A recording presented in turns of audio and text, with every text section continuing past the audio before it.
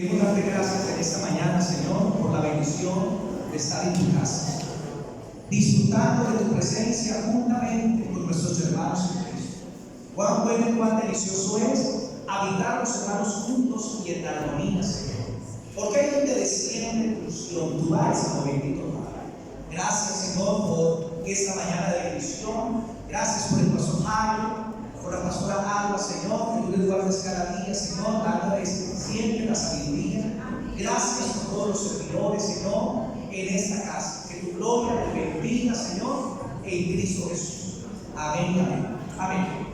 Hoy vamos a ver un tema titulado El proceso de José. El proceso de José. Y vamos a irnos para el Salmo 105, versículo 17 al 22. Salmo 105, versículo 17 al 22. El proceso de José. Y el propósito de este tema no es tanto mirar las pruebas de José, sus dificultades. El propósito de este tema es que podamos ver la fidelidad de Dios en medio de las pruebas. La fidelidad de Dios en medio de las crisis, en medio de las dificultades. Porque Dios es el que debe ser siempre exaltado. Y la vida de José va a hablar a nuestras vidas. Porque nosotros hemos sido parecidos a José en algunas áreas. Salmo 105, 17 al 22 dice: envió un varón delante de ellos, a José, que fue vendido por siervo. Afligieron sus pies con grillos, en cárcel fue puesta su persona, hasta la hora que se cumplió su palabra. El dicho de Jehová lo probó. Envió el rey y le soltó, el Señor de los pueblos, y le dejó ir libre. Lo puso por señor de su casa y por gobernador de todas sus posesiones, para que reprimiera a sus grandes como él quisiese, y a sus ancianos enseñara sabiduría. El verso 19 dice: hasta la hora que se cumplió su palabra, el dicho de Jehová lo probó. Amén. Quiero que nos vamos para el libro de Génesis, capítulo 37. En Génesis 37 vamos a desarrollar la enseñanza de hoy. ¿Qué podemos decir en cuanto a la vida de José? Podemos hablar que José era un joven consentido. Digan, José era un joven consentido. En Génesis 37 pueden tener su Biblia separada, porque vamos a ir a otras citas, volvemos. 37, versículo del 1 al 4 dice: del 1 al 4 dice: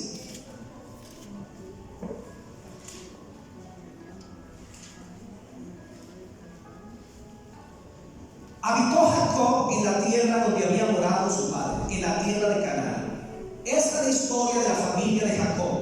José, siendo de edad de 17 años, apacentaba las ovejas con sus hermanos, y el joven estaba con los hijos de Bilha y con los hijos de Silpa, mujeres de su padre, e informaba a José, a su padre, la mala fama de ellos. Y amaba Israel a José más que a todos sus hijos, porque lo había tenido en la vejez, y le hizo una túnica de diversos colores. Y viendo sus hermanos que su padre lo amaba más que a todos sus hermanos, le aborrecían y no podían hablarle pacíficamente. Podemos encontrar que José era un joven consentido por su padre Jacob, porque Jacob tuvo a José estando en edad avanzada, y claro, estaba enamorado de ese hijo. Pero a causa de eso comenzó a menospreciar a sus otros hermanos, y dice la Biblia que su padre le hizo una túnica de colores que lo iban a diferenciar de sus otros hermanos. Encontramos también que José era un joven torpe, versículo 5, 37:5. Y soñó José un sueño, y lo contó a sus hermanos, y ellos llegaron a aborrecerle más todavía. José sabía que sus hermanos le aborrecían, y tuvo un sueño, una revelación de parte de Dios, y la escritura dice que fue y se lo contó a sus hermanos que le aborrecían. José era torpe, pero José era un hombre ingenuo en su vida. Vamos a ver también Génesis 37, del 6 al 11. José también era envidiado.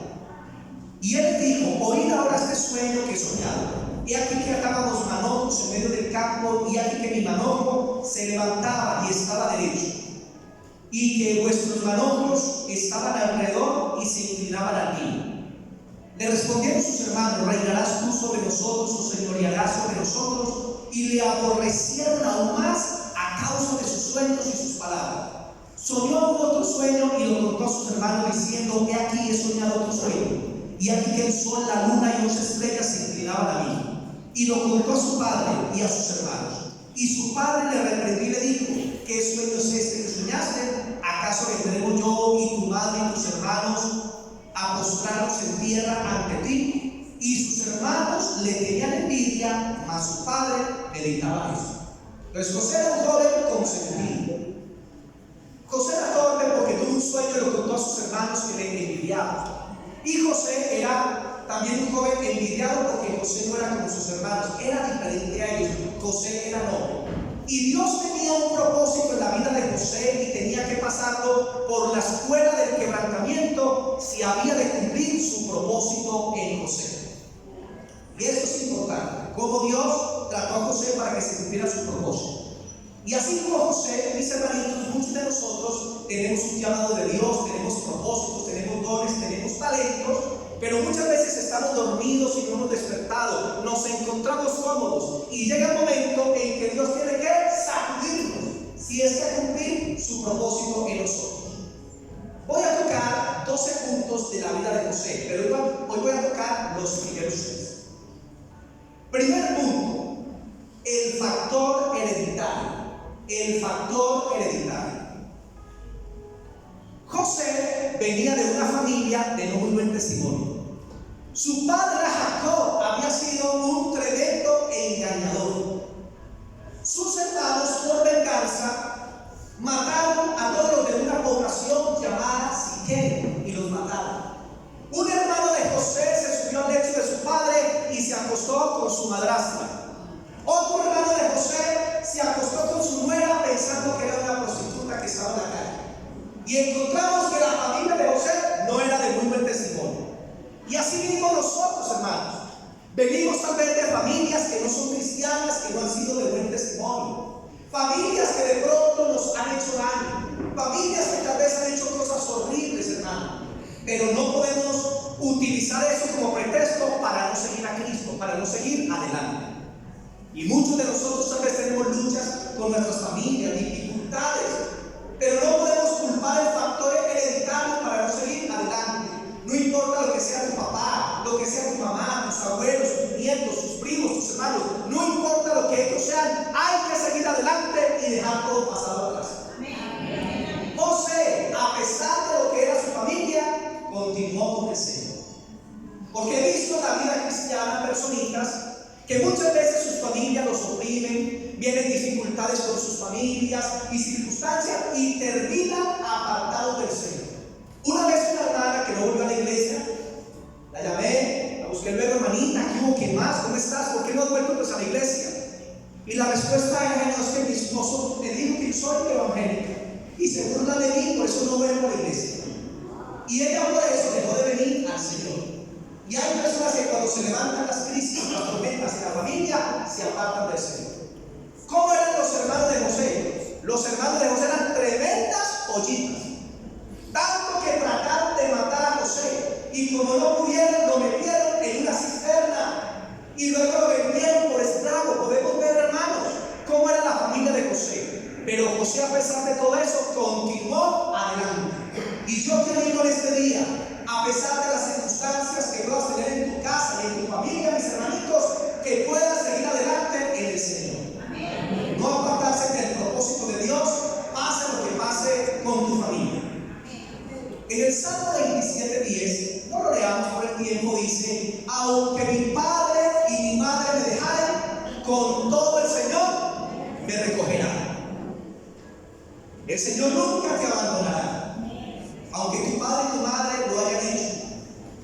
En algunas cartas Dios me permitió predicarle a un joven que se convirtió al Señor, y desde el inicio recibí un ataque a la familia tremenda. Primero le colocaron a voz de esta tierra y del otro mundo, de todo tipo. Lo perseguían, lo insultaban. Él estaba orando en su cuarto de rodillas en su cama, y su hermano mayor venía detrás de él y lo levantaba con una patada. Un día llegó a su casa. ¿Y saben qué encontró en la calle? Encontró unas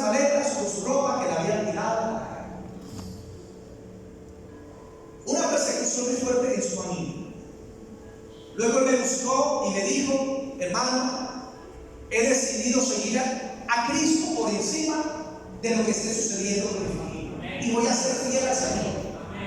Y el hermano tuvo una lucha que duró más o menos un año o un poco más, pero hoy en día, después de 28 años, es un siervo de Dios y dirige, ministra la alabanza en una iglesia de Medellín, y es predicador también. ¿Pero por qué? Porque él superó el factor hereditario.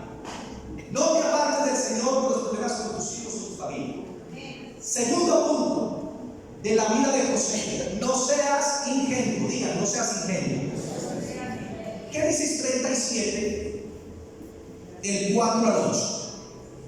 Y viendo sus hermanos que su padre lo amaba más que a todos sus hermanos, le aborrecían y no podían hablarle pacíficamente, o sea, lo trataban mal. Y soñó José un sueño y lo contó a sus hermanos, y ellos llegaron a aborrecerle más todavía. Y él les dijo: oíd ahora este sueño que he soñado.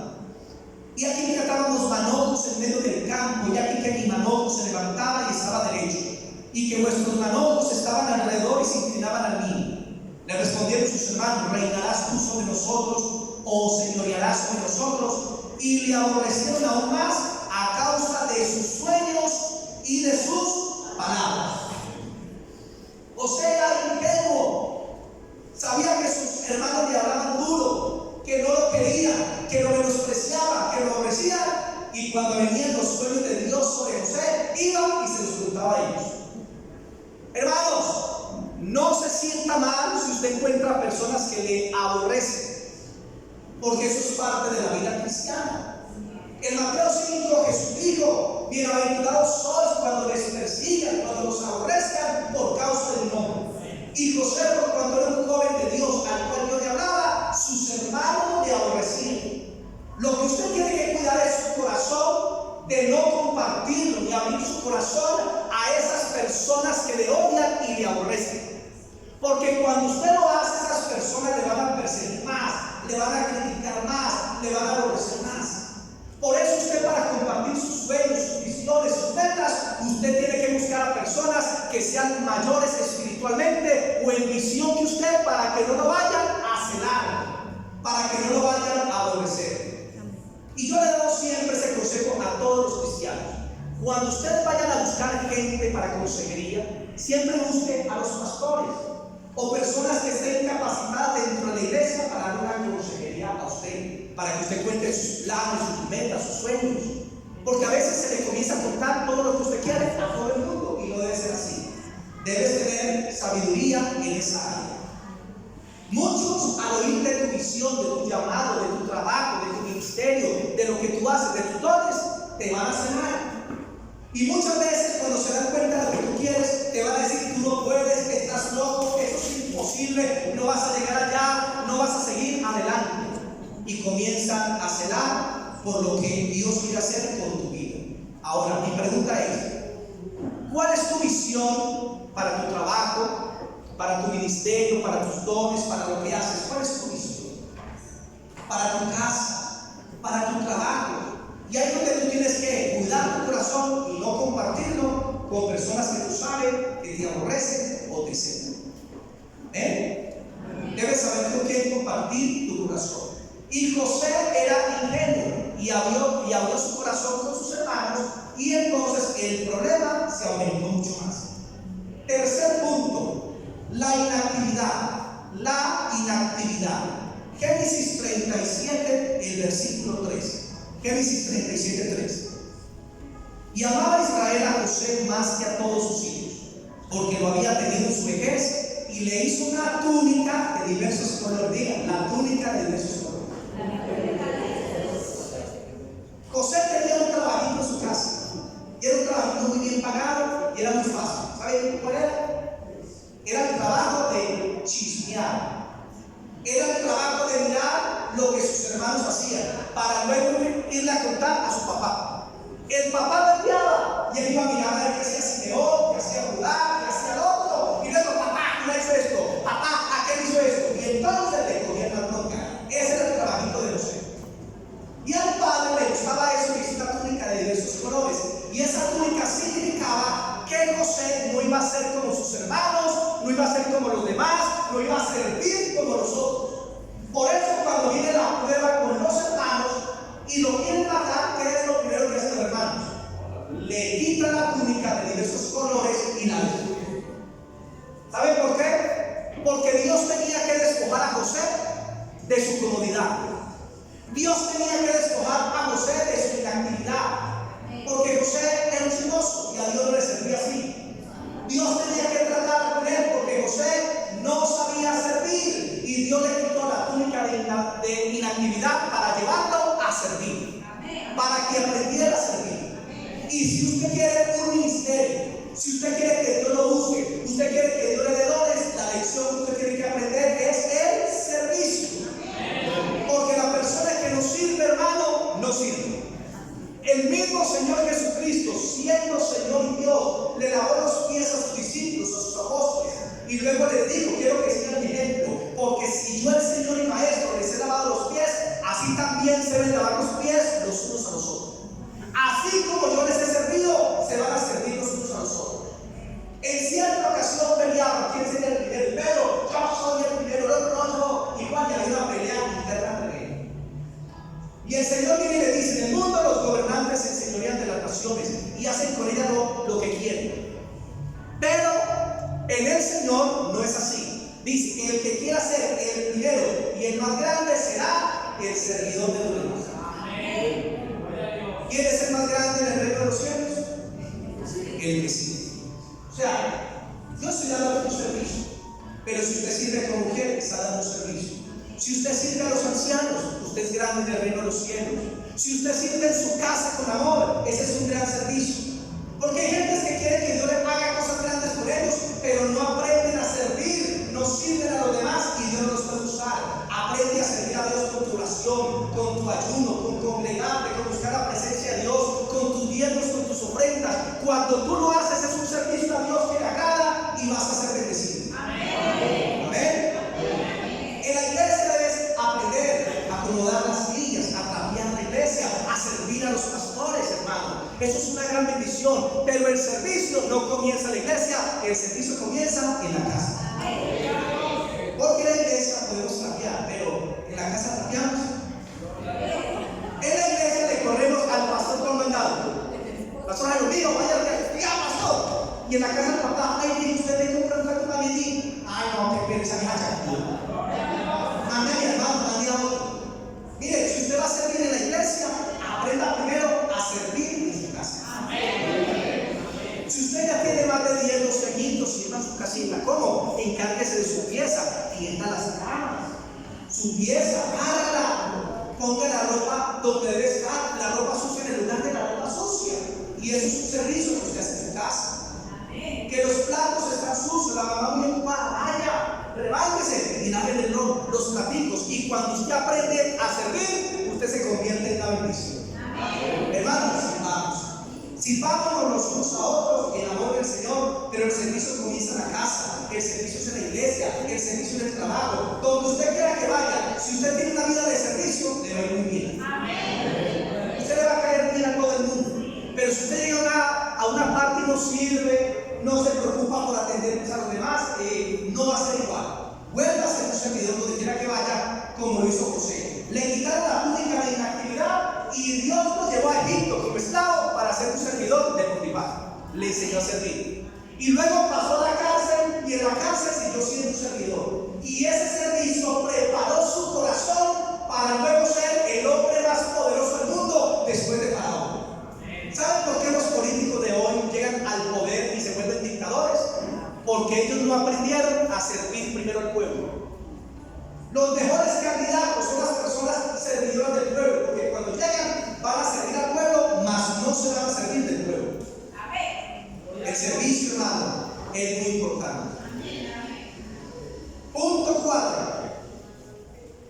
Debemos esperar que los demás vean que el Señor está con nosotros. Bien conmigo. Debemos esperar que los demás vean que el Señor está con nosotros.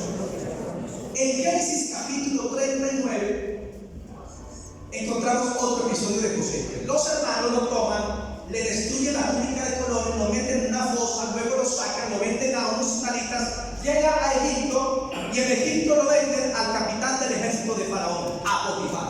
Potifar se lo lleva para su casa y ve que él tiene sabiduría, que sabe administrar, que es un gran servidor. Comenzó a servir y lo puso sobre su casa y todo comenzó a ser bendecido. ¿Qué debemos esperar? Que los demás vean que el Señor está en nosotros.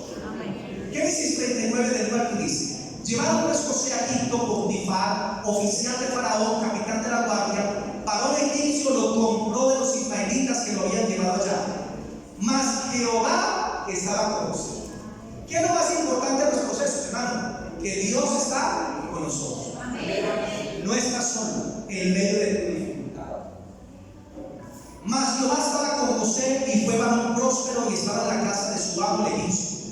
Y vio su amo que Jehová estaba con él y que todo lo que él tenía, Jehová lo hacía prosperar en su mano. José de Egipto se convirtió en un servidor.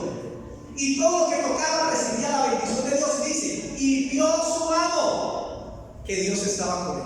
Amén. Hermanos, la gente del mundo no escucha profecía. La gente del mundo no está viendo ángeles ni querubines. Pero la gente del mundo sí ve nuestro testimonio. Amén. ¿Saben cómo saben las personas que el Señor está con nosotros? Por nuestro testimonio. Amén. Hay gente que no se acerca a la vida cristiana, a veces por el desaseo de los cristianos. Tienen un carro, pero es el más mugroso de todo el vecindario. Tienen un perro y es el que más pulgas tiene y el más chandoso del barrio. No tienen la cama, no arreglan su casa, no barren y oran para que las cucarachas se vayan. Mis hermanitos, nosotros los cristianos debemos estar con dignidad en nuestro aseo personal. ¿Cómo es tu aseo personal? Levanten la mano aquellos que se vayan.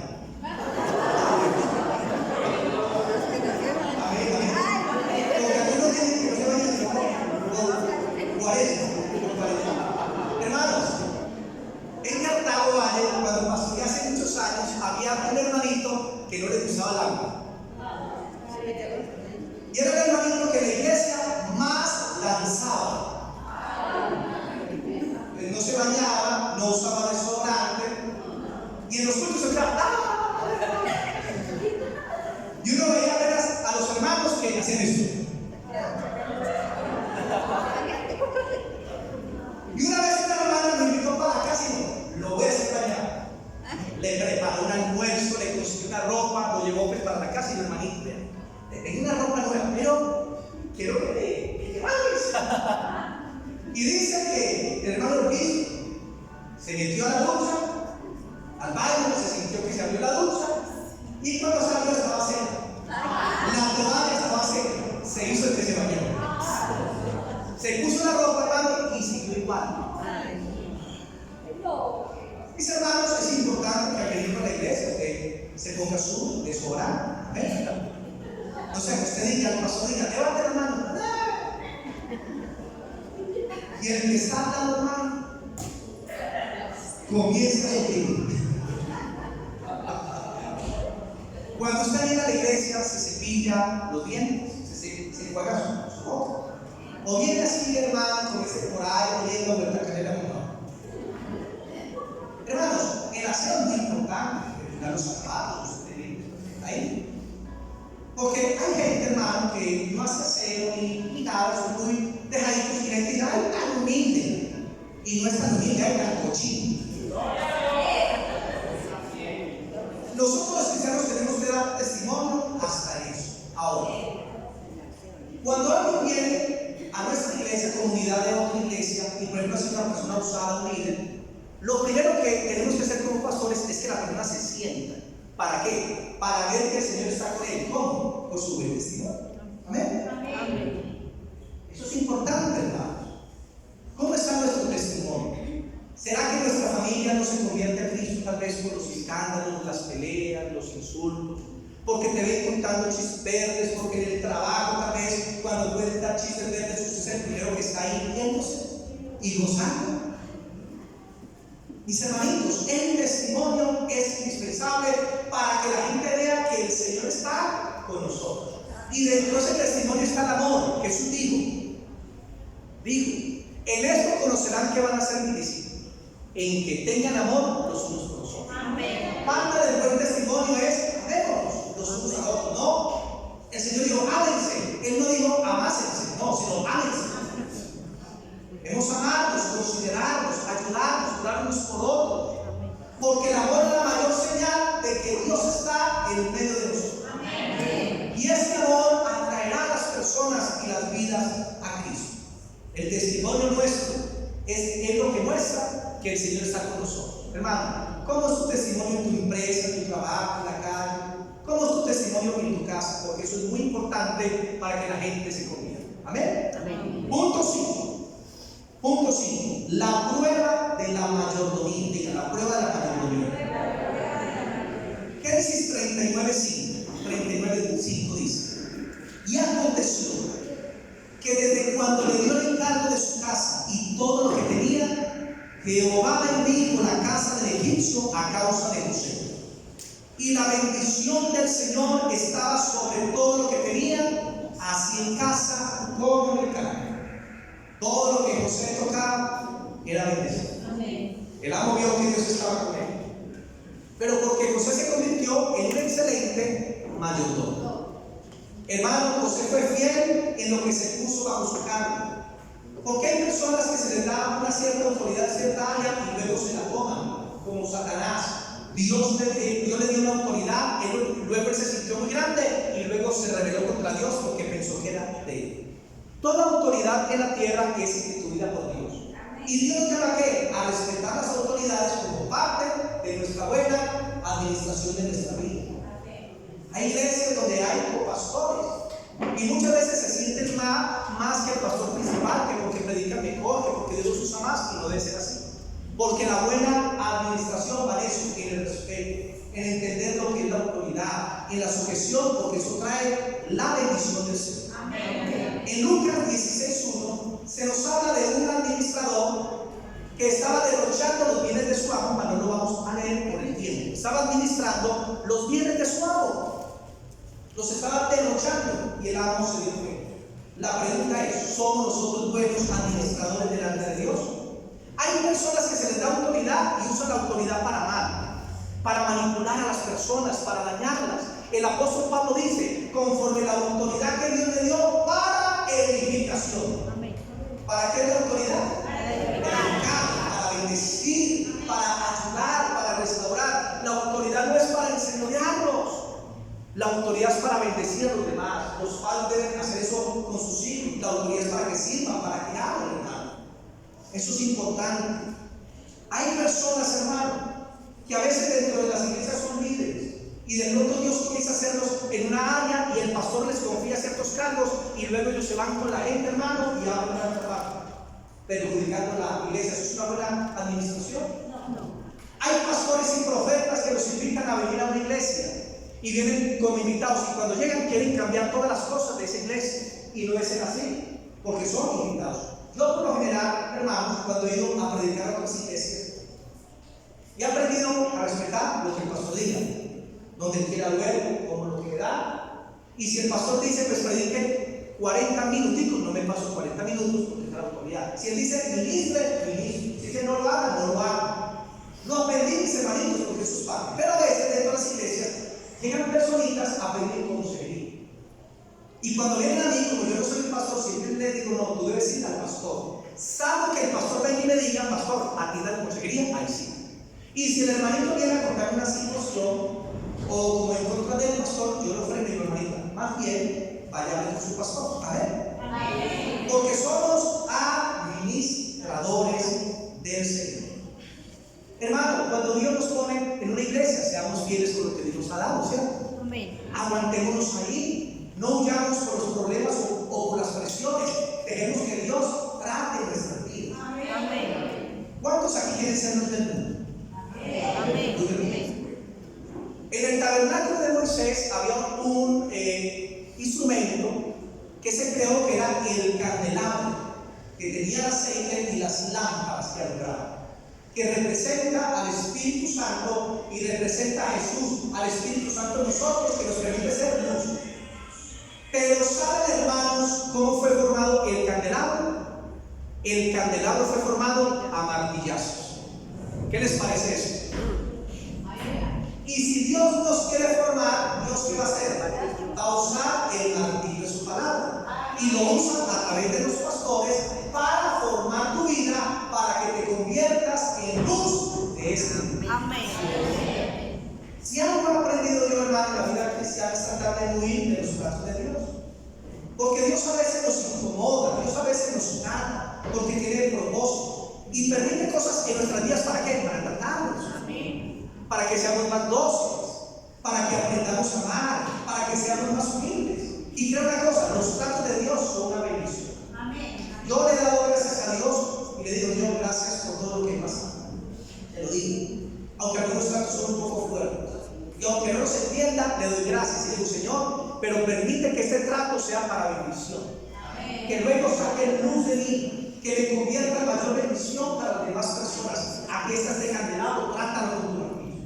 Amén. Amén. Y Dios obrará. Amén. Y Él nos formará de acuerdo a su propósito. La palabra de Dios es ese martillo que nos confronta, que nos trata, que nos beneficia. ¿Usted es buen administrador en su casa, buena administradora?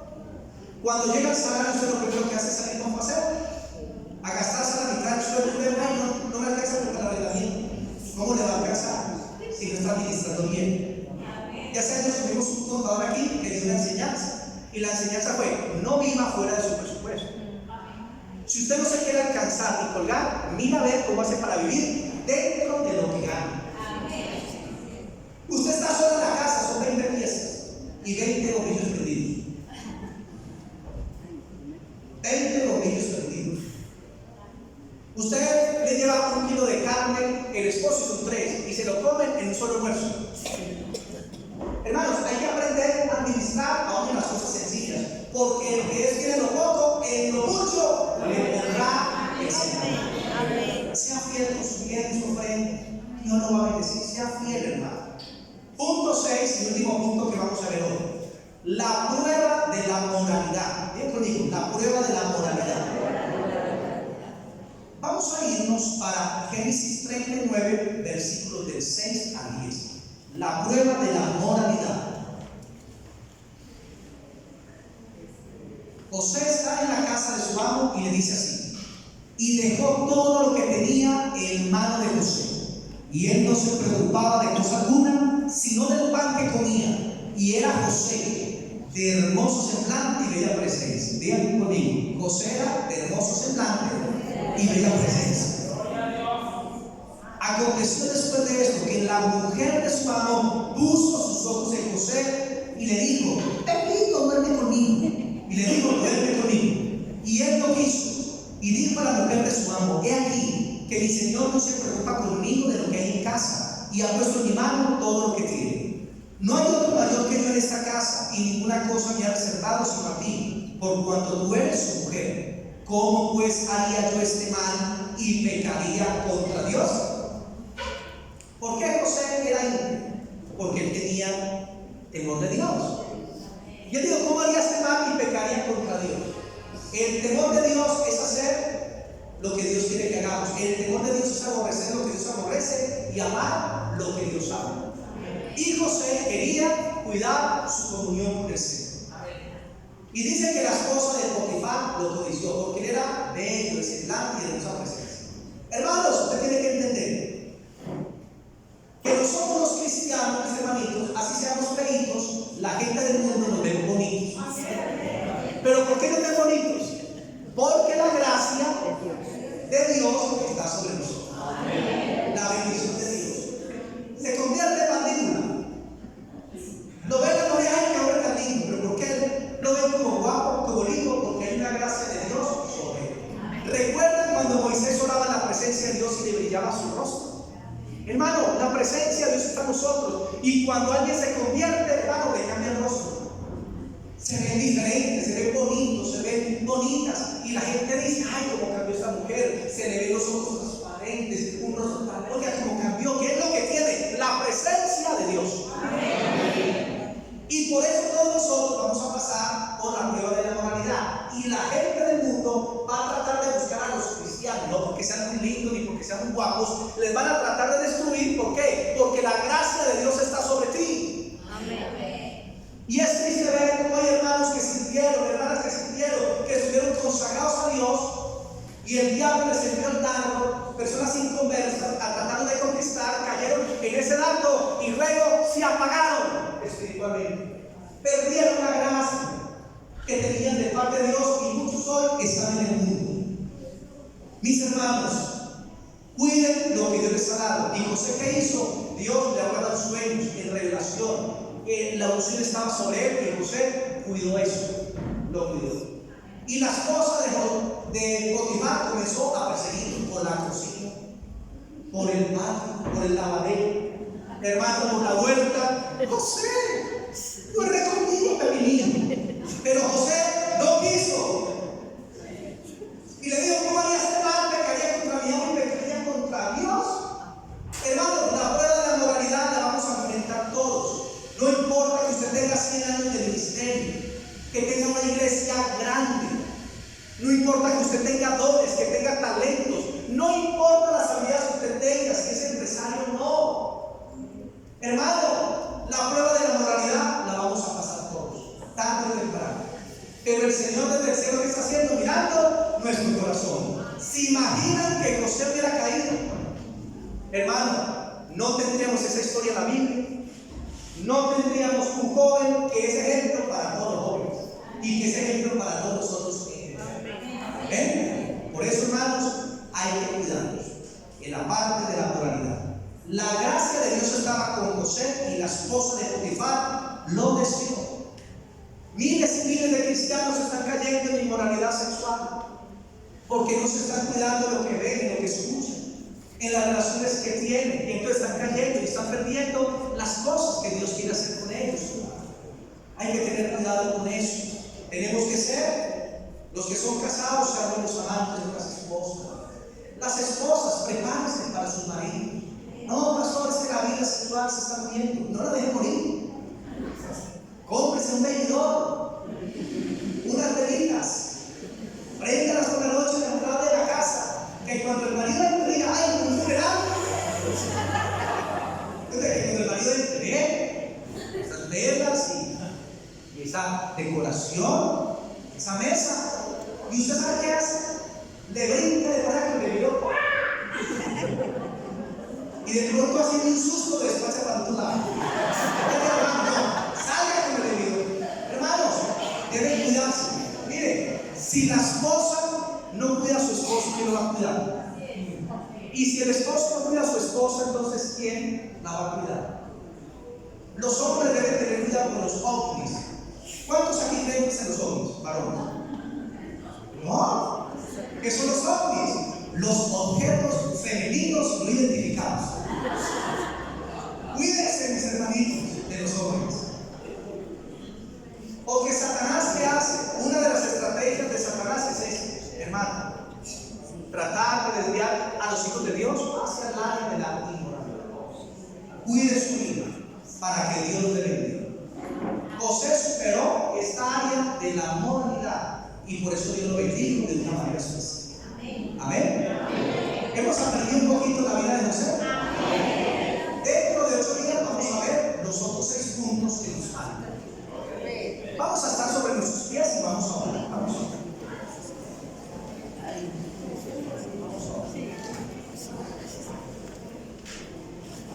Queda tus ojos ante el Señor y vamos a orar. Bendito Padre Celestial, amado Jesús, precioso Espíritu Santo, gracias te damos, Señor, por esta mañana tan especial, por todas las cosas que haces en nuestras vidas y en nuestros corazones, porque sabemos, Señor, que a los que aman a Dios, todas las cosas le ayudan para bien. Y el que comenzó la buena obra en nosotros, la va a perfeccionar hasta el día de Jesús. Sabemos, Señor, que por causa de tu propósito debemos ser probados, debemos ser tratados, debemos ser ministrados, debemos pasar a veces por circunstancias que no queremos, pero que son necesarias, Señor, para que salga a luz el propósito que tú tienes en nosotros. Señor, gracias porque a través de la vida de José podemos ver que tú lo cuidaste, porque el Señor estaba con Josué. Y así como tú estabas con él, tú has prometido estar con nosotros hasta el final de los tiempos. Has dicho, no te dejaré, no te desampararé. Y en este momento, en la circunstancia que nos encontremos, Señor, creemos que tú estás con nosotros. Te pedimos que nos ayudes, Señor, y que nos permitas tener un corazón dócil, Padre, para ser formado, para que podamos ser ese hombre o esa mujer que tú quieres, Señor, que nosotros seamos. Padre, haznos luz para este mundo. Las almas se están perdiendo y nosotros somos esa lumbrera que les va a traer a los pies de Cristo. Que seas tú en nosotros, Señor. Quita lo que no te agrada, Padre. Quita el orgullo, la prepotencia, la altivez.